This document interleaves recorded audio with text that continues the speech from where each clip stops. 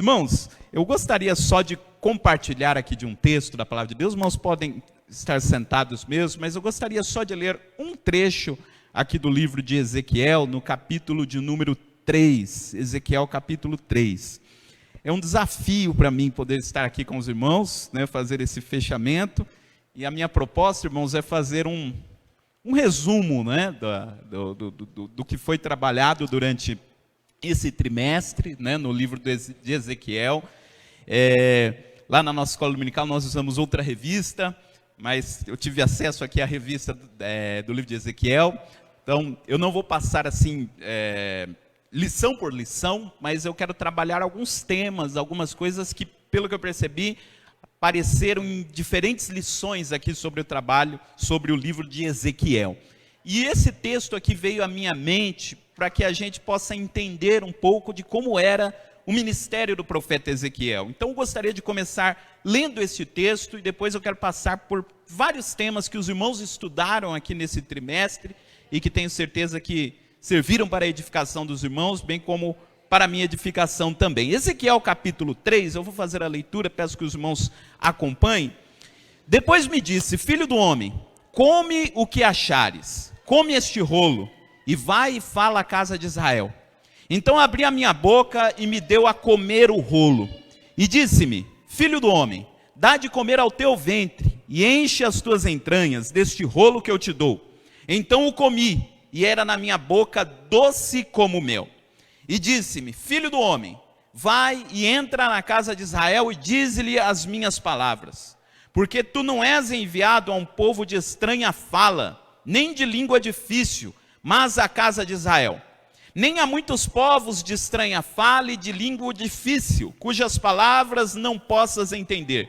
Se eu aos tais te enviara, certamente te dariam ouvidos. Mas a casa de Israel não te quererá dar ouvidos, porque não me querem dar ouvidos a mim. Porque toda a casa de Israel é de rosto obstinado e dura de coração. Eis que fiz duro o teu rosto contra o seu rosto, e forte a tua fronte contra a sua fronte. Fiz como diamante a tua fronte, mais forte do que a pederneira. Não os temas, pois, nem te assombres com o seu rosto, porque causa rebeldes são. Disse-me mais: filho do homem, coloca no coração todas as minhas palavras que te hei de dizer, e ouve-as com os teus ouvidos. Eia, pois, vai aos do cativeiro, aos filhos do teu povo, e lhes falarás, e lhes dirás: assim diz o Senhor Jeová, quer ouçam, quer deixem de ouvir. E levantou-me o espírito e ouvi, por trás de mim, uma voz de grande estrondo, que dizia: bendita seja a glória do Senhor desde o seu lugar.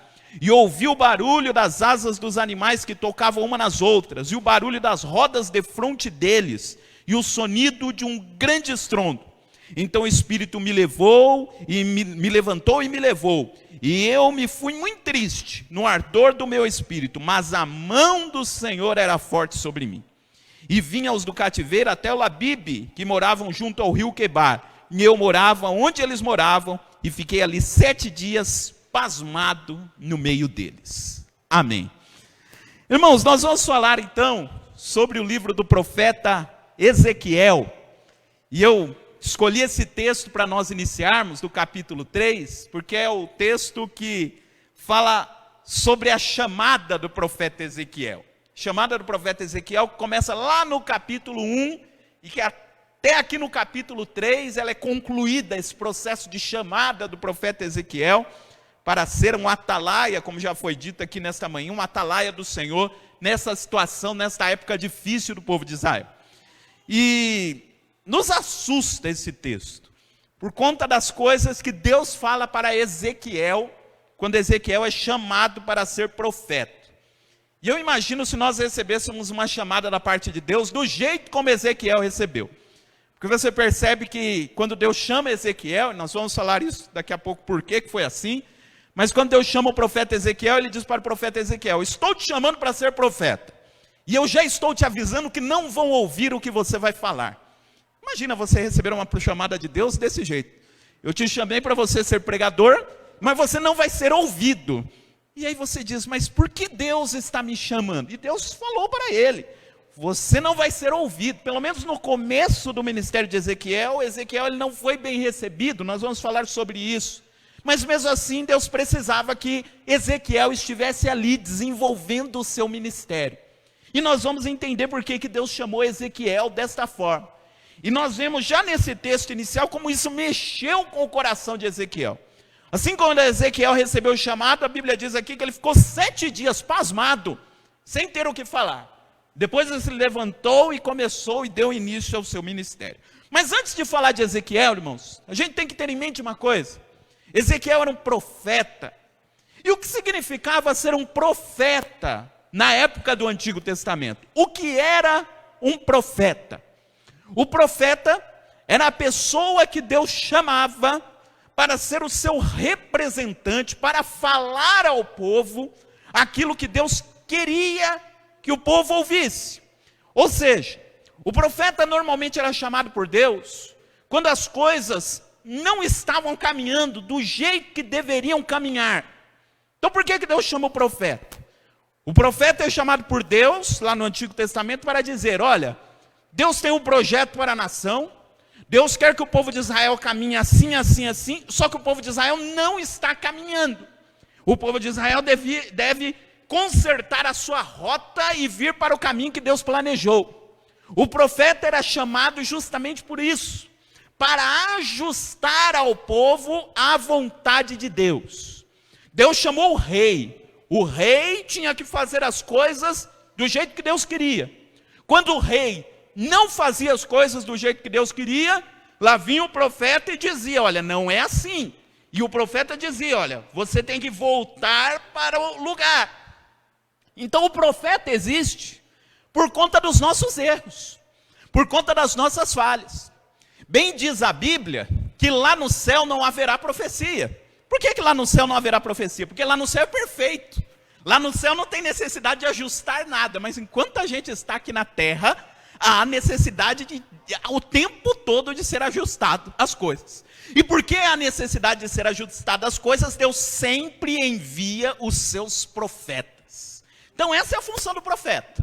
Quando você queria saber qual era a opinião de Deus a respeito de determinada coisa, quem é que dizia qual era a opinião de Deus a respeito de determinada coisa? O profeta. O profeta vinha e dizia, não é isso que Deus quer outra coisa. E se a coisa estava de acordo com a vontade de Deus, o profeta vinha e dizia, Deus está nesse negócio, vai lá e faça isso. Essa é a função do profeta, é o representante, é o porta-voz de Deus. Mas aí os irmãos já percebem como era difícil ser profeta. Porque uma coisa é você ser profeta, por exemplo, na época do rei Davi. O rei Davi é o rei que mais agradou a Deus, que mais elogiado é na Bíblia Sagrada. E você tem Natã, que era profeta na época do rei Davi. Uma coisa é você ser profeta na época do rei Davi. Ainda que mesmo Natã, na época do rei Davi, teve que confrontar lá o pecado de Davi, não é? E o profeta Natã também, em algum momento, ele entregou uma mensagem de Deus para Davi, que ele achou que Deus queria daquele jeito. E ele diz, olha, vai lá, o Senhor é contigo. E Deus falou, não, volta lá, eu não falei que era para ele fazer assim. Né? Na época lá da construção do templo, que Davi tinha desejo de fazer. Enfim, uma coisa é ser profeta, por exemplo, nessa época. Outra coisa, por exemplo, é ser profeta na época do rei Acabe, onde a nação, ele tinha se voltado contra Deus. Eu falei aqui para os irmãos que o rei tinha que fazer a vontade de Deus. Na época do rei Acabe, o rei não só não estava fazendo a vontade de Deus, como o rei tinha dado as costas para Deus e tinha ido adorar outro Deus. E aí o que Deus faz? Deus levanta o profeta Elias, com muita autoridade para dizer, não é assim, o caminho é outro. Então veja, esse é o profeta Elias. E depois vem uma série de profetas que Deus vai usando. E quando nós vamos vendo o que os profetas diziam, cada um dos profetas da Bíblia tem o seu jeito. Cada um dos profetas da Bíblia Deus usava de uma forma. Mas no geral, o que os profetas do Antigo Testamento diziam era o seguinte: Deus tem um plano para a nação de Israel. E a nação de Israel, por ser uma nação escolhida para cumprir o propósito de Deus nessa terra, ela tem que ter um relacionamento especial com Deus. Mas o que acontecia é que a nação de Israel, em poucos momentos da sua história, fez o que Deus queria que ela fizesse. Deus queria que a nação de Israel fosse uma nação especial, uma nação santa, uma nação que cultuasse, que buscasse a Deus de todo o coração. Mas na maioria das vezes, a nação de Israel não seguia o plano que Deus tinha dado para ela. E a liderança de Israel fazia isso. Ela olhava para as outras nações e dizia: aquela nação está indo tão bem, aquela nação está crescendo, está forte. Quem é o Deus daquela nação? Porque naquela época cada nação tinha o seu Deus. O Deus daquela nação é Baal. Baal está dando certo lá, vamos adorar Baal aqui também. Outra hora olhava para outra nação, aquela nação está dando certo. Qual é o Deus daquela nação? E o Deus falou: vamos colocar aquele Deus aqui também. A nação de Israel, em vários momentos, dava as costas para Deus e passava a adorar outros deuses. E Deus levantava os seus profetas e dizia: não é assim, não é assim, porque Deus tinha feito promessas para Israel. Mas aí Deus falou: se vocês não andarem nos meus caminhos, as promessas não irão se cumprir. Tem uma coisa muito interessante, irmãos, já vou chegar aqui no profeta Ezequiel. Tem uma coisa interessante, que quando o templo de Salomão foi inaugurado, eu estava lendo esses dias a passagem lá que fala da inauguração do templo de Salomão. Deus falou: eu vou estar nesse templo, esse templo vai ser o lugar da minha glória. E os irmãos conhecem a passagem. Quando o templo de Salomão foi inaugurado, diz que a glória era tão grande que os sacerdotes não conseguiam ali, né? Porque a glória de Deus apareceu de forma visível, né? Era a Shekinah de Deus, e a glória era grande. Mas uma coisa que Deus falou o seguinte: a minha glória estará nesse templo. Qualquer pessoa que orar, né? Salomão pediu isso na oração, que qualquer pessoa que orasse voltada ali para o templo, Deus ouviria. Mas tem uma expressão que Deus coloca lá, nesse dia da inauguração do templo, ele diz o seguinte: mas se um dia a nação se desviar, se um dia a nação se esquecer de mim, eu tiro a minha glória do templo. Porque a minha glória não está fixa nesse templo. Eu não dependo do templo para ter glória. O templo depende de mim para ter glória, mas eu não dependo do templo para ter glória. Se um dia o templo perder o sentido, eu saio dele. E os profetas trouxeram essa mensagem. Se você for pegar na época do profeta Jeremias, o povo falava justamente isso. Porque Jeremias, eu estou lendo o livro do profeta Jeremias, e o profeta Jeremias sofreu. Porque o profeta Jeremias, ele ficava na porta do templo profetizando. E a pessoa passava por Jeremias e dizia: Jeremias, o que você está profetizando não vai acontecer, porque a gente tem o templo. A gente está vindo adorar aqui no templo, a gente oferece a Deus sacrifícios aqui no templo, o templo está aqui, o templo é garantia de que não vai acontecer nada de mal com a gente. E aí Jeremias disse: não esqueçam que Deus falou lá, se o templo perder o sentido, Deus sai do templo, e o templo é destruído. Não é o templo que garante que Deus está com vocês, é o relacionamento que vocês têm que ter com Deus. Mas o pessoal se apegava no templo, é o templo em Jerusalém. E aí os profetas estavam lá para dizer: não é o templo em Jerusalém. O templo em Jerusalém é consequência, mas o começo é antes do templo. O começo é o nosso relacionamento com Deus, não é o templo que garante. E eu abro um parênteses para dizer que às vezes a gente faz isso. A gente diz: eu sou crente, eu vou na igreja, eu faço, então não vai acontecer nada de mal comigo. E aí Deus fala para a gente: não, você é crente porque você tem que estar habitando no esconderijo do Altíssimo. Você deixar o esconderijo do Altíssimo, mesmo que você esteja lá no templo, não vai acontecer nada. Porque o templo tem que ser a consequência do seu relacionamento com Deus. Isso que era o que os profetas diziam. Aí a gente chega em Ezequiel. Porque os profetas, todos eles falaram. E os profetas diziam o seguinte: olha, se vocês continuarem nesse caminho, vai chegar um dia em que Deus vai mandar vocês para o cativeiro. E a única forma que vai ter de conserto para vocês é quando vocês chegarem no cativeiro. E eu penso nisso da seguinte forma: quem é pai, quem é mãe aqui, sabe como funcionam essas coisas. Eu tenho um filho de 7 anos. E todo pai, toda mãe, quando fica brava com o filho, tem aquele castigo que é a última coisa que você usaria, sabe? Se continuar fazendo isso, um dia eu vou ter que fazer isso, sabe? Sempre tem alguma coisa que você diz que vai ser a última atitude. E o pai, ele não quer aplicar isso. E ele diz até para o filho, eu não quero fazer isso. Mas vai chegar um momento em que você me obriga a fazer isso. Uma coisa que eu não quero fazer. E Deus falava através dos profetas com a nação dessa forma. Eu não quero que vocês vão para o cativeiro. Mas vai chegar um momento que vai ser a única forma de eu chamar a atenção de vocês, é se vocês forem para o cativeiro. Parece que era aquele remédio mais amargo, que ficava lá no fundo da prateleira de remédio. Sabe, na prateleira de remédio, sempre tem um remédio mais amargo que fica lá no fundo, que a gente não quer tomar. E Deus fala, eu tenho lá um remédio muito amargo. E eu não quero dar esse remédio para vocês. Mas se a coisa continuar desse jeito, vai chegar um momento que vai ser a única saída. O cativeiro. E aí, de vez em quando, o povo voltava para Deus, mas dali a pouco, caía de novo. E quando a gente chega na época do profeta Ezequiel, a gente chega no momento em que a coisa já tinha degringolado. Já tinha acabado tudo. Era quando o povo estava no cativeiro. Como que é essa história do cativeiro? Deus mandou um povo muito mais forte, que eram os babilônicos. Os babilônicos invadiram Jerusalém. E eles levaram o povo lá para uma outra terra, lá para a Babilônia. E obrigaram eles lá a servirem outros deuses, a esquecerem de tudo o que eles faziam lá. E eles vieram em 3 levas. Os babilônicos foram, na primeira leva eles pegaram os nobres e levaram. Na segunda leva eles levaram mais gente. E na terceira leva foi quando eles destruíram o templo.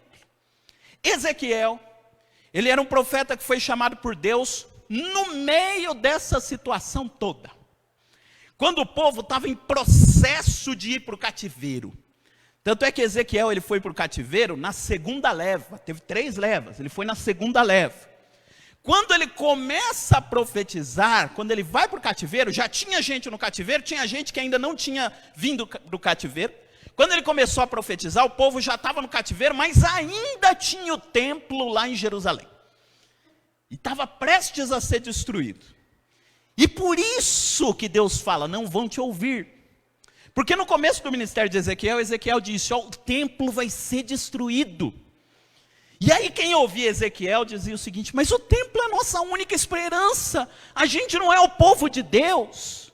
E Ezequiel dizia, vocês são o povo de Deus. E justamente porque vocês são o povo de Deus e desobedeceram a Deus, Deus vai permitir que o templo lá seja destruído. Ezequiel foi chamado para entregar uma mensagem divina que ia contra tudo aquilo que todo mundo queria ouvir. Imagina, você foi levado para o cativeiro, o que a gente esperava de um profeta, de um homem de Deus? Que ele se levantasse e dissesse, eis que eu te digo, ainda há esperança, Deus vai afugentar os babilônicos. E Ezequiel, Jeremias também disse isso. É que Jeremias falou um pouquinho antes de Ezequiel. Mas a mensagem de Ezequiel era dizia, não tem jeito. É assim mesmo e o templo vai ser destruído. Mas Deus não vai nos restaurar? Vai. Mas só depois que vocês tomarem o remédio amargo que Deus está vendo. A mensagem de restauração é mais no final do ministério de Ezequiel. No começo a mensagem era dura. Era voltando a falar do pai com o filho. Quando o filho está lá chorando, você tem que ser firme. Dizer, pode chorar, vai ser assim mesmo. Porque só assim você vai aprender como é as coisas. Ezequiel foi chamado por Deus, talvez, irmãos, no pior momento da história de Israel. Pior momento da história de Israel. Foi quando Deus chamou o profeta Ezequiel. Ele não foi chamado lá na cidade santa, ele foi chamado estando no cativeiro. E tem uma coisa pessoal também de Ezequiel, que deixa a coisa mais pesada ainda. Porque Ezequiel, se as coisas tivessem funcionado do jeito que deveriam funcionar lá em Israel, Ezequiel, ele era para ser sacerdote. O sacerdote, quando ele chegava aos 30 anos de idade, Tinha toda uma cerimônia, uma preparação, e ele se tornava sacerdote, enfim. Ezequiel, imagina, Ezequiel ele foi criado na infância, na adolescência, falando: Ezequiel, você vai ser sacerdote. Quando você tiver os seus 30 anos, você vai iniciar o seu ministério. Você vai fazer os rituais, você vai preparar o culto, fazer os sacrifícios no templo em Jerusalém. E quando chegou a época de Ezequiel 5 anos antes de Ezequiel assumir o sacerdócio, onde que estava Ezequiel? Na Babilônia, entre os do cativeiro. Imagina, é como se Deus fizesse uma promessa para você quando você é criança, adolescente, falando: você vai ser pastor, você vai ser pastor. E aí você fica esperando. Quando chega o momento de ser consagrado, derrubam a igreja. E você diz: onde é que eu vou ser pastor? Foi mais ou menos isso que aconteceu com Ezequiel. Como que Ezequiel ia ser sacerdote, se os babilônicos estavam a ponto de destruírem o templo? Imagina como era o coração de Ezequiel. A Bíblia diz que com 25 anos ele foi levado para o cativeiro. E com 30 anos, 5 anos depois que ele estava lá no cativeiro, Deus chamou ele para ser profeta. E talvez Ezequiel possa ter se desesperado com isso, mas quando ele faz 30 anos, que era quando ele deveria começar o seu ministério de sacerdote, Deus fala: é o seguinte, Ezequiel, você vai exercer o sacerdócio de outra forma. Você não vai estar no templo, porque não vai ter mais templo, Ezequiel, o templo vai ser destruído, mas você vai fazer a minha obra aqui, como profeta. Quando era para ele começar o ministério como sacerdote, Deus chama ele para ser profeta. Diz: era para você estar lá no templo, não foi, mas eu continuo com você. O seu ministério vai ser aqui, na beira do rio da Babilônia. E eu é que vou te dar as palavras que você deve falar para esse povo. Então eu estou falando tudo isso para os irmãos sentirem o que era profetizar naquela época. O peso que estava sobre os ombros de Ezequiel. E o que eu acho interessante, irmãos, quando a gente vai estudar a vida de todos os profetas, a Bíblia faz questão de mostrar em alguns deles como foi a chamada dos profetas. A gente conhece a chamada de Isaías, Isaías capítulo 6, passagem famosíssima, não é? No ano em que morreu o rei Uzias, eu vi o Senhor assentado no alto e sublime trono. A gente vê como Deus chamou Isaías. E aqui a gente vê, tem o chamado de Jeremias também. Jeremias ficou assustado quando Deus o chamou. E a Bíblia fala aqui de como que foi o chamado do profeta Ezequiel. Ezequiel estava lá, no meio do povo. O que mostra para nós o cuidado que Deus tem pelo seu povo. De novo eu vou usar a figura do pai com o filho, né? A gente gostaria que os nossos filhos sempre fossem uma bênção. Mas mesmo no momento em que eventualmente o nosso filho não está fazendo aquilo que a gente gostaria que fizesse, a gente sabe que a gente é pai, e a gente ama, e a gente vai fazer o máximo possível para colocar ele na linha, não é? E Deus aqui com o cuidado do povo, o povo estava nas últimas, chegou às últimas consequências do seu pecado, mas mesmo assim Deus se preocupou com o povo e levantou um profeta lá, que era o profeta Ezequiel. E como que foi a chamada do profeta Ezequiel? E aí a gente vai falar de algumas especificidades do livro de Ezequiel. O livro de Ezequiel é um livro difícil da Bíblia, é um livro difícil. Eu acho que talvez seja um livro que tem algumas passagens mais complicadas do que, os irmãos estudaram o trimestre todo. Eu acho que tem algumas partes mais complicadas do que do Apocalipse, no livro do profeta Ezequiel. Tem muitas coisas, às vezes, difíceis de nós entendermos, coisas profundas. A começar, é que nós não vamos ler aqui, pelo capítulo 1 de Ezequiel. No capítulo 1 de Ezequiel, você começa a ler o texto. Os irmãos estudaram lá nas primeiras lições. E Ezequiel é chamado com uma visão. E na visão ele vê uns seres maravilhosos. E aí ele vê umas rodas lá no céu girando, e ele olha na terra, tem um reflexo da roda, e uma roda girando lá, e uma roda aqui. E aí a gente vai lendo o texto, e a gente fala: meu Deus, o que isso quer dizer? Enfim. E basicamente, nós vamos entrar nos detalhes da visão, mas veja como Deus se dirige a Ezequiel. Ele diz, uma das coisas que tem nessa visão, é que ele vê as rodas de fogo no céu, e vê as rodas de fogo na terra. E é como Deus querendo dizer para Ezequiel: Ezequiel, a situação do povo está caótica, mas as coisas aqui no céu estão acontecendo. As coisas aqui não pararam, é uma roda, né, que girava o tempo todo de fogo. As coisas aqui no céu estão acontecendo. E as coisas aqui no céu estão acontecendo, e elas vão acontecer aí na terra também. O que eu estou planejando, o que eu estou fazendo aqui no céu, vai ter repercussão aí também. Você não vai ver nada, você vai ver o povo bravo com você vai ver o povo reclamando de você vai ver o povo não crendo no que você está falando, mas eu estou operando no meio dessa situação. Tem uma roda girando no céu e ela está refletindo aqui na terra. E aqui, irmãos, a gente aprende uma coisa que é fundamental para a nossa vida cristã. Às vezes a gente não vai ver Deus operando na nossa vida de uma forma palpável, de uma forma visível. Como? Assim, Deus falou para Ezequiel, as rodas de fogo estão funcionando. Você não vai ver elas todo dia, mas elas estão aí. Às vezes nós não vamos ver Deus operando cotidianamente, assim de uma forma visível, mas isso não quer dizer que Deus não esteja agindo. Deus age, às vezes sem que a gente perceba, sem que a gente note, sem que a gente se aperceba. O profeta Isaías, lá no capítulo 45, se eu não me engano, ele está entregando as profecias, e aí Isaías, em algum momento da profecia, ele se assusta. E ele diz assim, verdadeiramente tu és o Deus que se esconde. E é o profeta que fala isso, Deus é um Deus que se esconde. Como assim Deus é um Deus que se esconde? Ele quis dizer o seguinte, às vezes parece que Deus está escondido, a gente não vê Ele, mas Ele está atuando, sabe? Estar escondido é diferente de estar ausente. Já veio num culto em que o irmão não veio, né? E você pergunta, o irmão, você perdeu o culto ontem? Ele fala, não, como eu perdi? Eu estava lá. Não, eu não te vi, você não me viu, mas eu estava lá. E às vezes acontece isso na nossa relação com Deus, o Senhor não estava lá. Deus fala assim, eu estava, você não me viu, mas eu estava lá atuando. E no chamado de Ezequiel, Deus fala isso. Eu estou aí na Babilônia junto com vocês. O povo saiu de Jerusalém e foi para a Babilônia, e Deus foi junto. Olha só que coisa maravilhosa. Porque o povo achava que Deus estava só no templo em Jerusalém.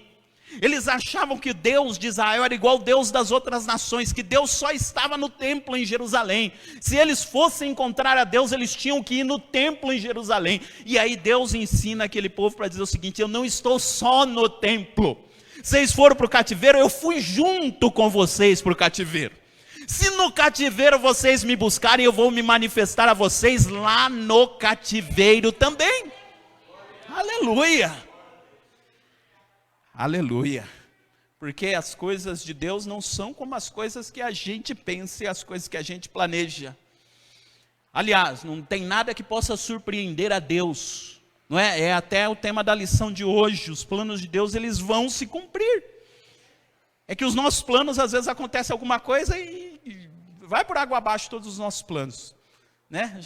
Todo mundo tem alguma história de alguma coisa que ia fazer no começo de janeiro. Eu tinha uns planos lá no começo de janeiro de 2020.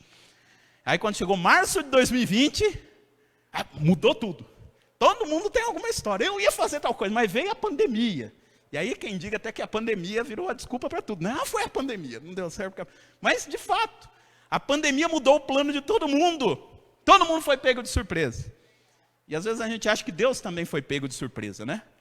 Veio a pandemia e Deus, veio a pandemia, agora como que eu vou fazer? Não, Deus não foi pego de surpresa. Ele continuou agindo do mesmo jeito. Teve um tempo que a gente não conseguia vir para a igreja, né? Lá no comecinho da pandemia. E aí Deus olha e fala, não tem problema. Eu continuo com o meu povo, onde o meu povo estiver, eu vou continuar operando na vida do meu povo. Aqui o povo saiu de Jerusalém e foi para o cativeiro, Deus foi junto.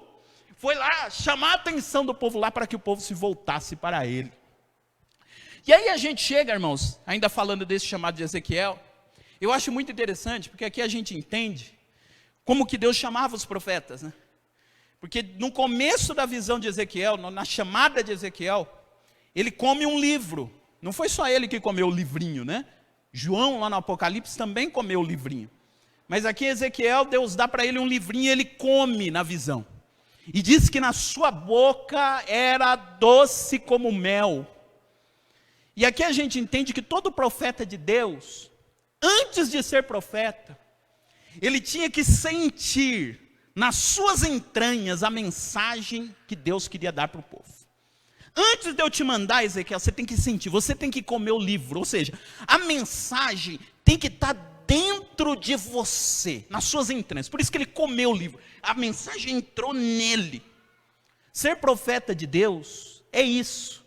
É ter a mensagem de Deus tão arraigada dentro de nós que a gente vai e fala o que Deus tem que mandar falar e a gente não está preocupado, porque a mensagem entrou. Quando Ezequiel falava, ele não estava só repetindo algo que Deus falou com ele. Ele estava falando de algo que já estava dentro dele de uma forma tão forte que mexia com ele, estremecia ele. À medida que estremecia ele, ele sentia. Quando ele falava, Deus quer vocês, ele também sentia isso, ele queria isso. A palavra estava dentro dele. Por isso que na chamada de Ezequiel, ele comeu o livrinho. A palavra estava internalizada, e por conta disso é que ele conseguiu fazer tudo o que Deus o chamou para fazer. E esse foi o começo da chamada de Ezequiel. Ezequiel profetizou durante 22 anos. Pelo menos o tempo que nós temos registrado aqui na Bíblia. E no começo do ministério de Ezequiel, a chamada dele foi essa chamada de dar o chacoalhão no povo mesmo. Mostrar, olha, é o cativeiro mesmo. É a forma que Deus vai usar para consertar vocês. E aí você percebe que Deus falou para ele, ó, vai ser difícil, Ezequiel. As pessoas não vão te ouvir. E Deus usa com Ezequiel, inclusive, alguns recursos muito interessantes. Porque parece que o povo não estava disposto a ouvir. Então Deus usou outros recursos com Ezequiel. Logo no comecinho do ministério de Ezequiel, Deus falou para Ezequiel, Ezequiel, agora você vai ficar mudo. Você sabia disso? Deus deixou Ezequiel mudo por algum tempo. Impediu Ezequiel de falar.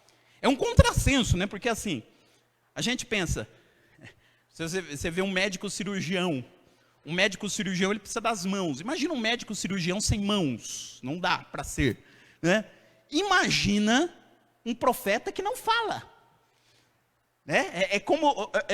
A situação do povo chegou a tal ponto que Deus falou, você vai ficar um tempo sem falar. Mas fala, é uma coisa inimaginável, um profeta que não fala. Pois é, você vê a que ponto que o povo vai chegar. Nem as palavras do profeta o povo vai ouvir. Você vai ficar um tempo sem falar. E como que eu vou profetizar? Você vai chamar a atenção do povo de outro jeito. E Deus usou o profeta Ezequiel de um jeito assim que a gente às vezes acha estranho. Mas parece que naquele contexto era a forma para chamar a atenção do povo. Ele dramatizou a mensagem. Como assim? Não? Então lá no capítulo 4, né, diz, o povo não entendia que Jerusalém seria destruído. E Ezequiel lá, calado, sem poder falar. E aí diz que ele pega um tijolo e faz o desenho de Jerusalém no tijolo. E aí o pessoal olhava para Ezequiel e falou, o que isso quer dizer? E aí ele tentava dizer, o tijolo é Jerusalém. Do mesmo jeito que eu desenhei aqui, esse desenho de Jerusalém no tijolo, Jerusalém vai ser cercada. Em outro momento, Deus falou para Ezequiel, Ezequiel corta o cabelo, rapa, passa a máquina zero. Diz que Ezequiel raspou o cabelo no zero. Claro que não era maquininha, né? Mas ele cortou no zero. E aí o pessoal ia olhar e falar, mas que profeta doido, o que ele está fazendo? Por que ele está cortando o cabelo? E aí diz que ele pegou o cabelo, uma parte queimou no fogo, outra parte jogou ao vento. E aí o povo ia olhar, porque o povo não estava mais ouvindo o que Ezequiel dizia. Mas aí quando Ezequiel começou a fazer esses negócios diferentes, o povo falou, o que isso quer dizer? E ele diz, do mesmo jeito que o meu cabelo foi cortado, uma parte foi ao vento, outra parte foi ao fogo, vai acontecer isso com Jerusalém também. Veja, Deus usou Ezequiel com os recursos que... E quando Ezequiel ficou lá, deitado do mesmo lado, durante vários dias, e o povo ficou sabendo, por que Ezequiel está fazendo isso? É o cerco de Jerusalém que vai durar esses dias. E assim por diante. Vários atos que Ezequiel fez. Teve um dia que Deus mandou Ezequiel mudar. E diz que Ezequiel ficou lá com uma roupa assim bem pobrezinha. E com um monte de coisa, e ele passou pelo muro como se tivesse de mudança. E aí o povo olhava, mas por que o profeta... Imagina, né? O povo é curioso. O que ele está fazendo? E aí a mensagem de Deus é essa. Jerusalém vai se mudar para o cativeiro totalmente mesmo. E não tem o que vocês fizerem. Veja, eles usavam os recursos para chamar a atenção do povo, porque foi um momento que só as palavras não bastavam. Sabe? Chegou um momento que alguma coisa diferente tinha que ser usada. Então, para vocês verem até que ponto chegou o povo na época do profeta Ezequiel. E no meio da história toda, teve um momento em que a esposa de Ezequiel faleceu. E Deus usou inclusive a morte da esposa de Ezequiel para simbolizar o momento de dor que o povo de Judá passaria. Então essas coisas foram usadas para mostrar ao povo o que o povo deveria fazer. E essa foi a primeira parte do ministério de Ezequiel. Uma parte que era para ele chamar a atenção do povo. Era uma parte para ele mostrar ao povo que o povo precisava tomar consciência. No começo ele não foi ouvido, mas pouco a pouco, parece que uma semente pelo menos foi plantada. Por ler no capítulo 8 de Ezequiel, se eu não me engano, no capítulo 8, a Bíblia diz que os líderes de Israel foram procurar Ezequiel lá na casa dele. Pouco a pouco, parece que começaram a reconhecer que tinha alguma coisa de Deus em Ezequiel e foram começar a procurar ele. A gente, irmãos, tem uma dificuldade com isso. Porque às vezes a gente acha que a nossa mensagem só vai ser recebida, ou que a gente só vai ser ouvido, se tiver uma recepção imediata, e todo mundo concordar, e todo mundo dar glória a Deus. Ou a gente vai evangelizar alguém, e a gente acha que só vai ter resultado se de imediato, acontecer alguma coisa.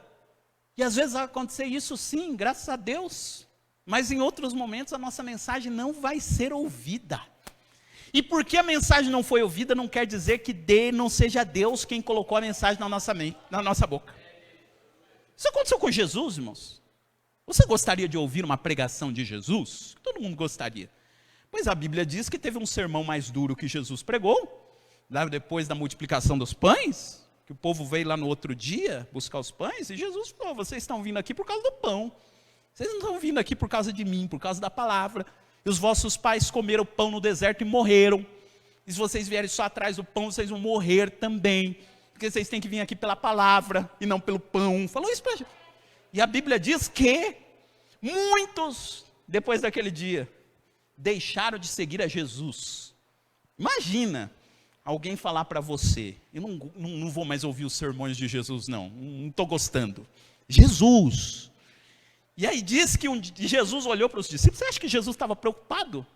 Diz que Jesus olhou para os discípulos e disse: vocês não vão embora também não?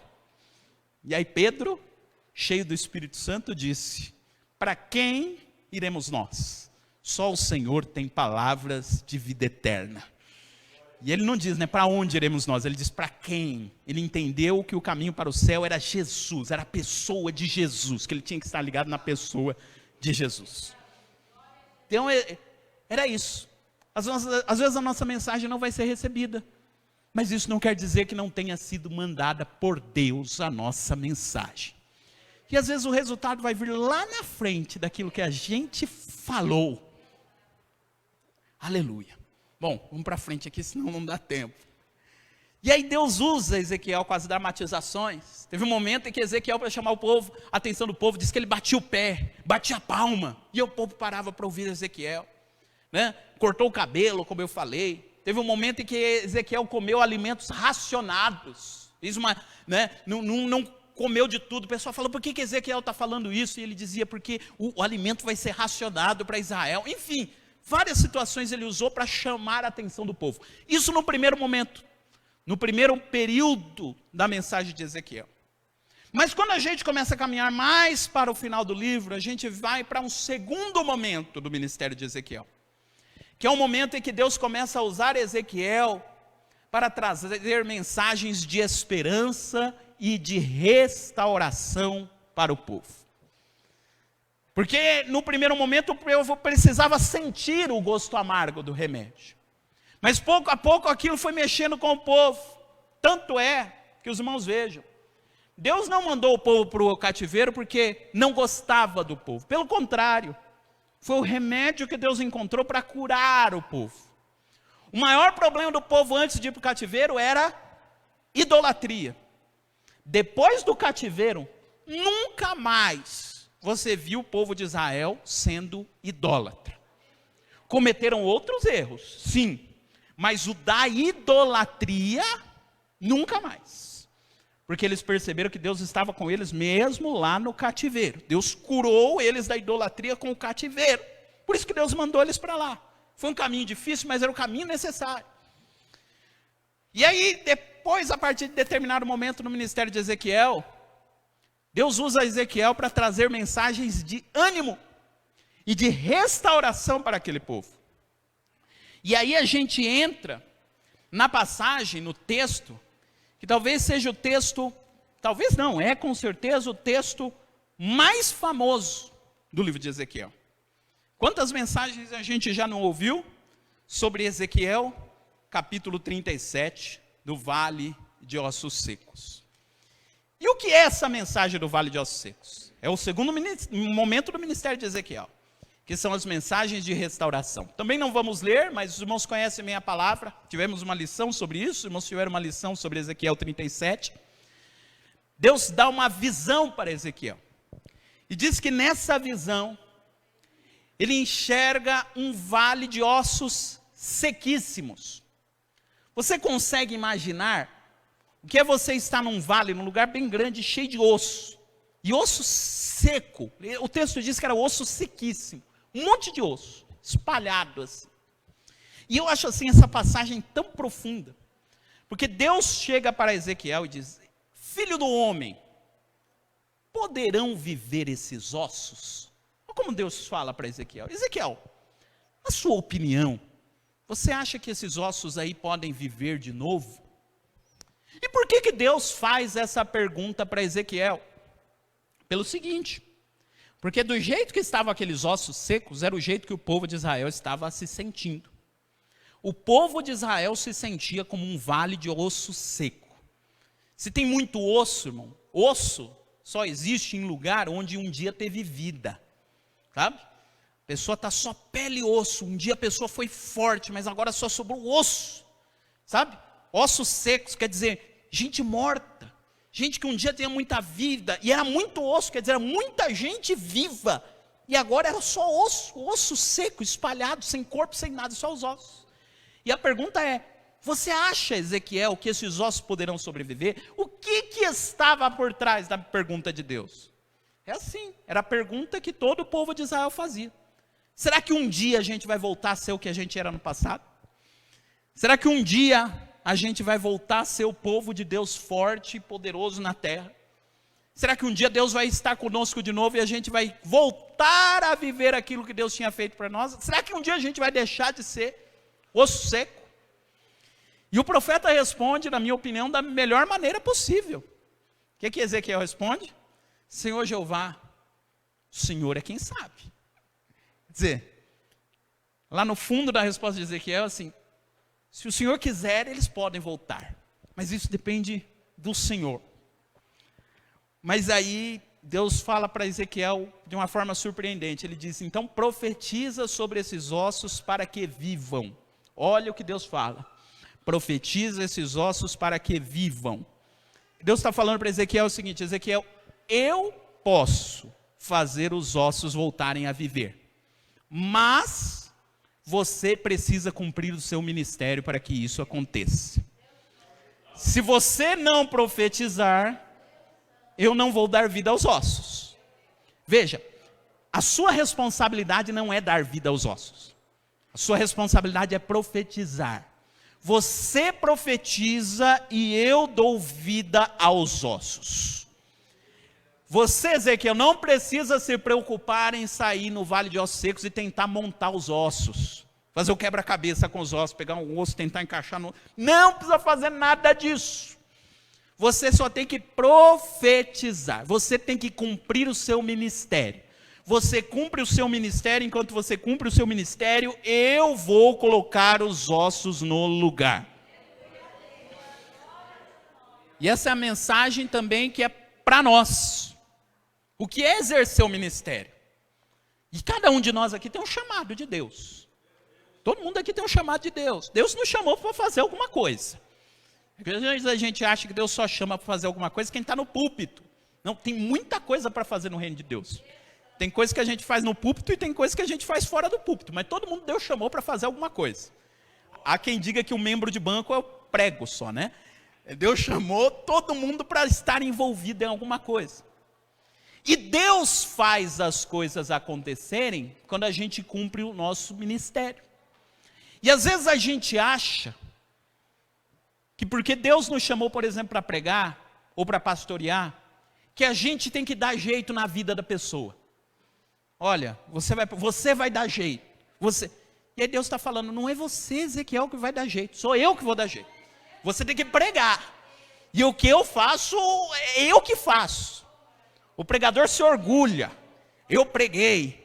E tantas pessoas aceitaram a Jesus. Tá, mas quem convenceu a pessoa do pecado, da justiça e do juízo? Não foi você não, foi o Espírito Santo. Você cumpriu o seu ministério e Deus é quem fez.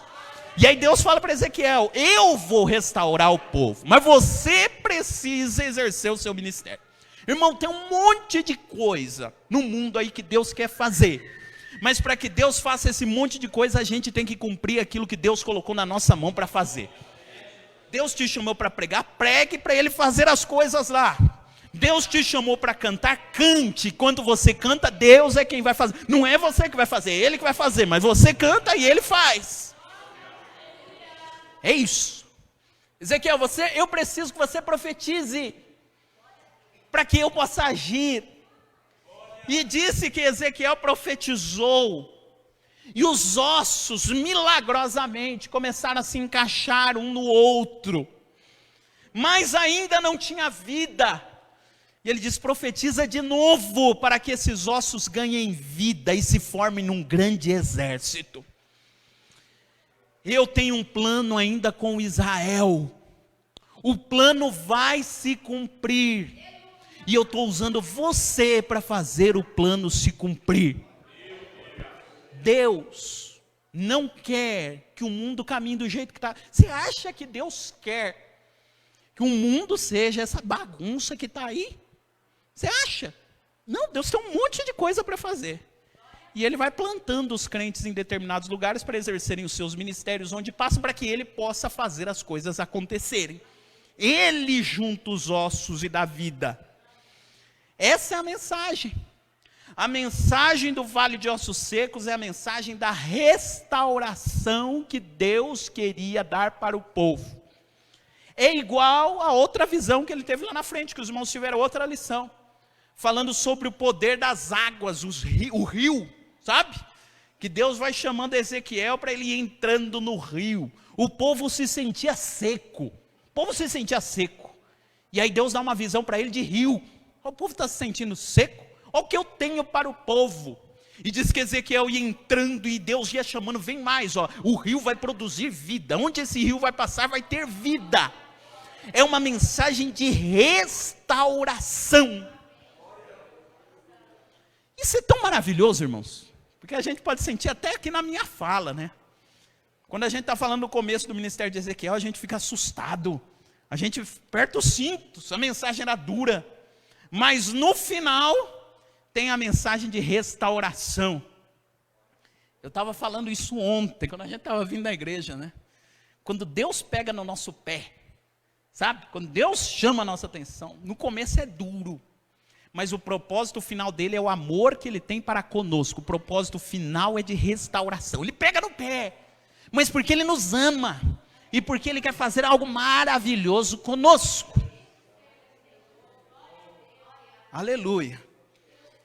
E para terminar, a lição de hoje vai falar, né, da profecia contra Gog, de Magog, que está aqui no capítulo 38 de Ezequiel, e a lição de hoje, que vai falar sobre essa restauração final do povo de Israel. Deus queria fazer algo maravilhoso com o povo de Israel. E Ele diz, olha Ezequiel, lá na frente vai ter coisas muito duras ainda que vão acontecer com o povo. Porque o povo de Israel nesse momento se sentia nada.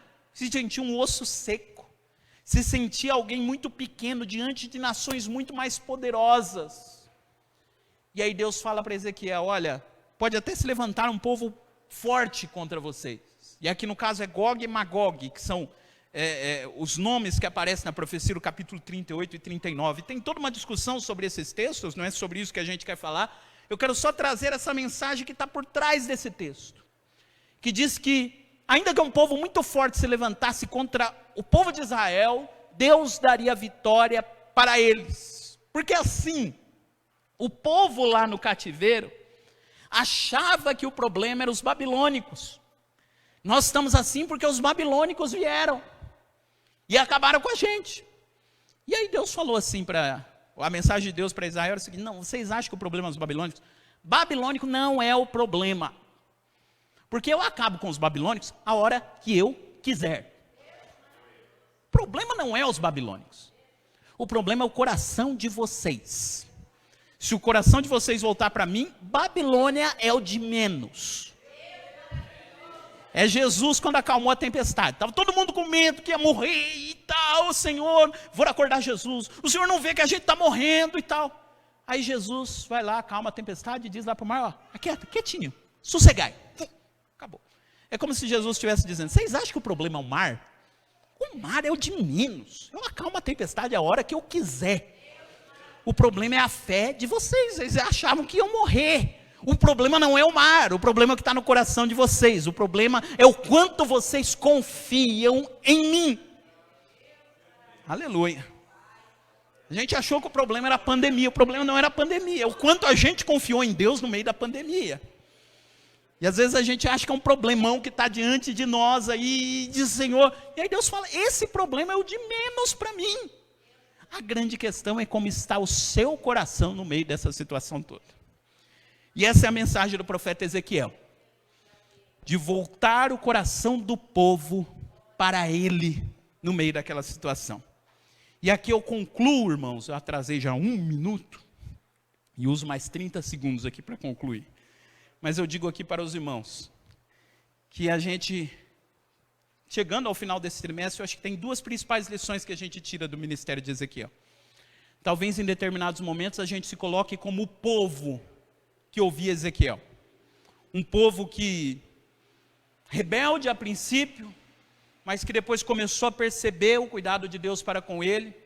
E às vezes a gente é o povo que Deus está chamando a atenção. Você já viu aquela brincadeira, né? Você vai falar com a pessoa não está entendendo, e você diz: o que é que eu desenho? Com Ezequiel aconteceu isso. Teve um momento que Ezequiel teve que desenhar para eles entenderem. Às vezes Deus quer mostrar uma coisa para nós e a gente não entende, né? Deus faz de tudo. Pode aparecer um outdoor na nossa frente para a gente entender o que Deus quer da gente e a gente não entende. Às vezes a gente está nessa situação. Mas outros momentos, a gente está no lugar do profeta Ezequiel, em que Deus colocou para nós uma mensagem que talvez seja uma mensagem dura, uma mensagem difícil, mas é a mensagem necessária para aquele momento. E se Deus colocou algo no seu coração que você sabe que é necessário, ainda que muitos se levantem contra você, tenha certeza que Deus o chamou. E é Ele quem garante que a mensagem se cumpra. Não é você que tem que se preocupar como as coisas vão acontecer, como a mensagem vai se cumprir, como é que Deus vai fazer. Não é você. É Deus quem faz. A sua responsabilidade é simplesmente falar e fazer aquilo que Deus lhe chamou para fazer, como foi com o profeta Ezequiel. Que Deus abençoe a vida de cada um dos irmãos. Amém.